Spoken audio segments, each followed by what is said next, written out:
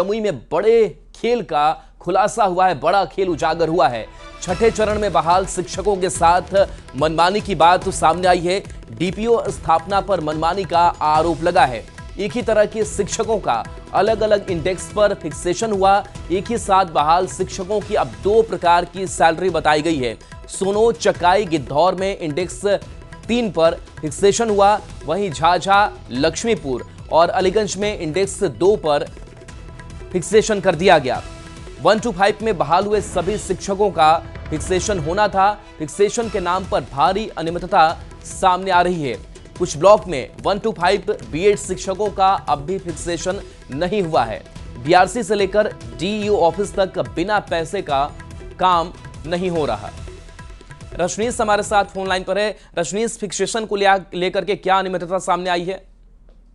देखिए, लगातार जो 1 to 5 में बहाल जो बीएड शिक्षक हैं वो फिक्सेशन का इंतजार कर रहे हैं। कई ऐसे जिले हैं जहां से शिकायतों की भरमार है और शिक्षा विभाग को भी जानकारी मिल रही है। जमुई से जो मामला सामने आया है, इसमें डीपीओ स्थापना ने 2 तरह के इंडेक्स पर जो है फिक्सेशन कर दिया है। यानी झाझा, लक्ष्मीपुर, अलीगंज, ये ऐसे जगह पर है जहां इंडेक्स 2 पर जो है फिक्सेशन किया गया है।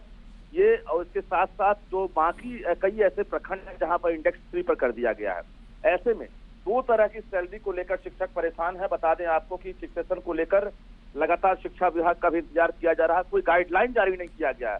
22,600 इंडेक्स 3 है, जबकि 21,940 इंडेक्स 2 है। ऐसे में जो मूल वेतन है, इसके साथ साथ एचआरए सभी मिलकर जो है एक तरह से कहा जाए काफी अंतर हो जाता है दोनों शिक्षकों में। जबकि एक साथ बहाल हुए हैं, एक ही तर्ज पर बहाल हुए हैं, तो डीपीओ स्थापना की मनमानी सामने आई है। दूसरी बड़ी बात यह है कि बिना पैसे का कहीं फिक्सेशन नहीं हो रहा है। जो प्रखंड शिक्षा पदाधिकारी होते हैं उनके द्वारा या जो दलाल होता है ब्लॉक से लेकर जो डीपीओ स्थापना तक, वहां पर आरोप लग रहा है। शिक्षक हैं, परेशान है।